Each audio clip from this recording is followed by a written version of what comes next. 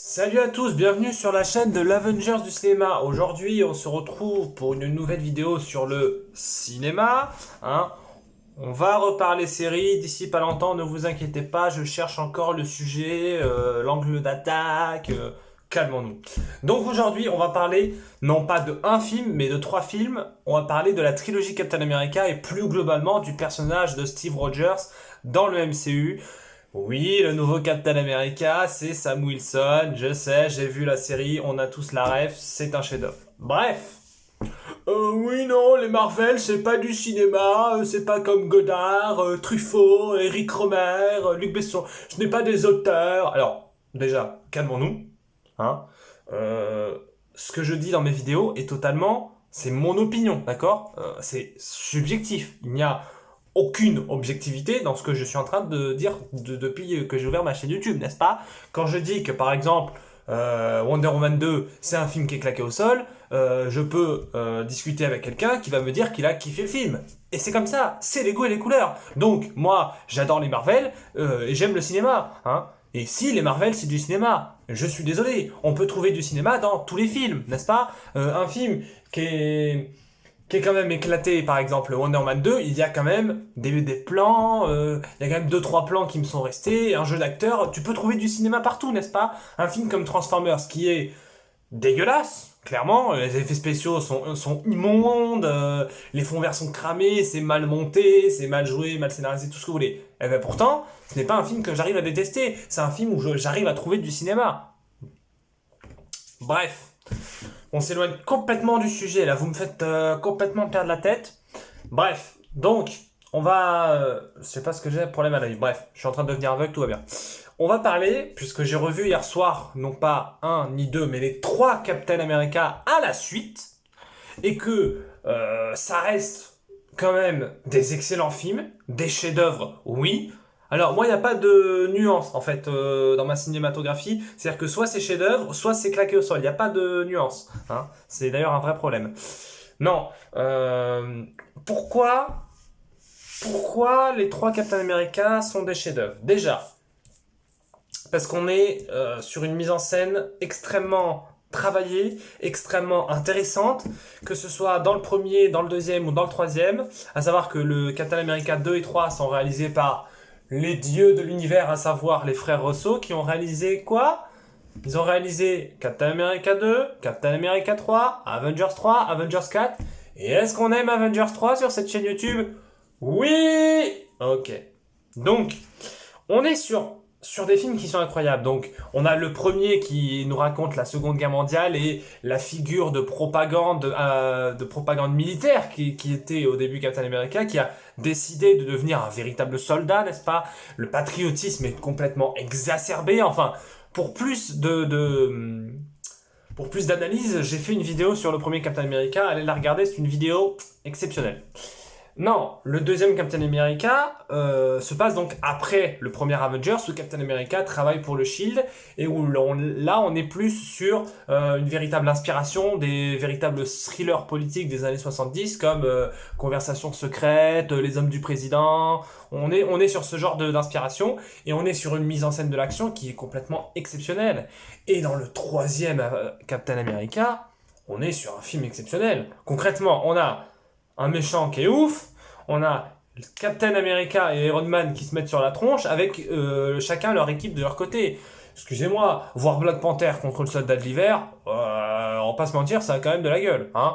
Ah oui, alors, ce que j'ai retenu, c'est que dans le troisième Captain America, donc Civil War, c'est celui où il y a le plus d'effets spéciaux et c'est celui où il y a le plus de fonds verts qui sont un peu cramés. Il y a des plans où tu fais c'est dégueulasse, c'est immonde.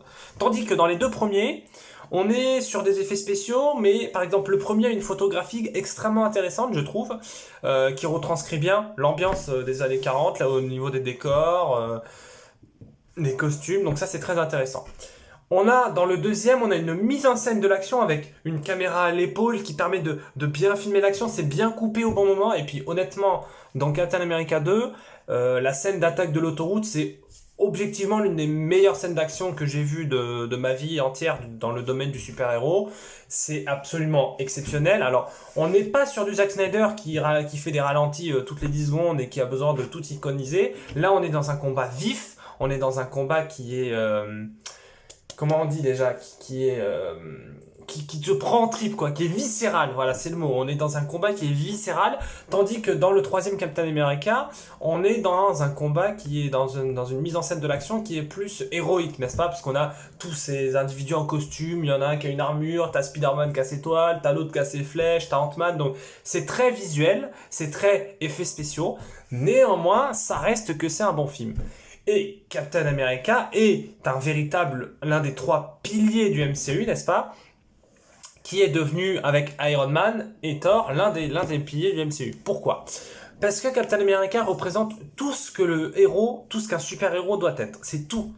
C'est aussi simple que ça. C'est le héros qui, contrairement à certaines personnes comme Thor ou Wanda Maximoff ou même Black Panther qui sont des super-héros mais qui sont presque des dieux par rapport à leur rôle. Black Panther, c'est par rapport au rôle de roi du Wakanda. Wanda, c'est par rapport à sa puissance. On a Doctor Strange aussi. Doctor Strange qui est complètement pété, on va pas se le mentir.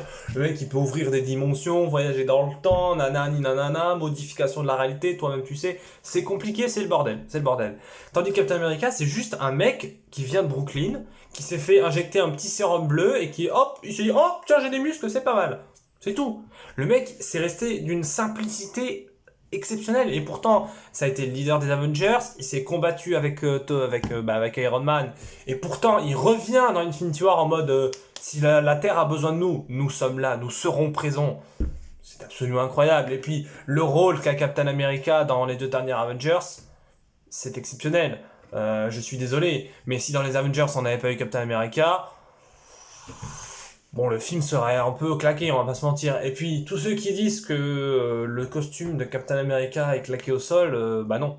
Bah ça c'est non. Je suis désolé. Alors, oui, Captain America, c'est le patriotisme américain totalement exacerbé au début. Au début, dans les années 40.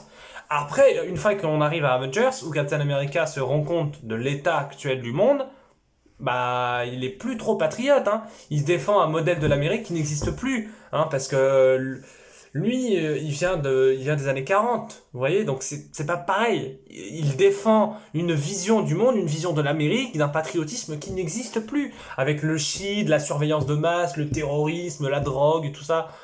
Bon, la thématique de la drogue n'a pas été abordée dans les films Marvel, mais ça peut être intéressant. Ça peut être intéressant. Donc non. Vraiment, Captain America, les 3 films sont d'une qualité à peu près égale. Mon préféré, je pense, restera le second, à savoir Le Soldat de l'Hiver, parce que je trouve que c'est celui-là qui a le scénario le mieux ficelé en termes de rythme, parce que je trouve qu'il y a des problèmes de rythme dans Civil War. Il y a des moments où ça va à 1000 à l'heure et des moments où on se fait chier. Je suis désolé, moi j'ai un véritable problème dans Civil War et dans Avengers 2 aussi avec le personnage de Vision. Je me fous de ce personnage, mais c'est incroyable, je n'en ai rien à faire. C'est-à-dire qu'il est arrivé dans Avengers 2, donc il avait la pierre de l'esprit, en fait c'est à peu près le seul truc qu'il a d'intéressant. Il meurt dans Infinity War alors que Captain America et puis tout le monde a essayé de le protéger. Bon, ok. Et là, ils nous le font revenir à WandaVision. Bon, bref, autre sujet, mais j'ai du mal avec ce personnage. Captain America, c'est celui qui galvanise. C'est un héros qui galvanise les troupes, n'est-ce pas? Que ce soit dans Infinity War, il va voir Black Panther, au Wakanda, la bataille du Wakanda. Un chef-d'œuvre, c'est un chef-d'œuvre de cinéma, ce moment. Le moment là où on a Captain America, Black Panther, Black Widow, Hulk, le Soldat de l'Hiver, et que t'as les monstres de Thanos qui arrivent là. Puis qui disent Wakanda Forever. Bon, arrêtez. Là, ça hérisse les poils, ce moment. Bah oui. C'est comme le Seigneur des Anneaux. Bah, évidemment. Franchement, Captain America. Alors, je pense qu'avec Spider-Man, c'est mon super-héros préféré. Je pense que je préfère Spider-Man puisque c'est le premier super-héros que j'ai vu. Donc c'est le premier qui m'a marqué. Mais Captain America, il a tout en fait. C'est celui qui a... Il part dans Captain America en 1941. C'est un tout petit gars de Brooklyn qui a pas de muscles et rien, qui a moins que rien finalement. Et à la fin, dans Avengers Endgame, c'est un mec qui ramène les pierres d'infinité et qui peut soulever le marteau de Thor. On a quand même au niveau des coronesses, on en est là quoi. Hein. Et même qu'il finit par réussir sa vie puisqu'il finit avec Peggy Carter, l'amour de sa vie. Ah bah oui, c'est marrant de faire la guerre, mais ça va bien 5 minutes. Au bout d'un moment, faut prendre une pause. Évidemment, on le conçoit. Il a eu sa petite parenthèse de bonheur, il a raison. Et maintenant, le nouveau Captain America, c'est Sam Wilson.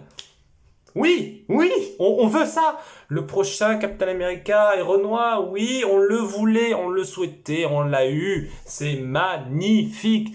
Aimez Captain America, les 3 films sont exceptionnels. Si vous ne les avez pas vus, ils sont les trois sont sur Disney+. Il y a de la mise en scène, il y a de l'acting, il y a du scénario. C'est du vrai cinéma de super-héros, du bon cinéma d'action.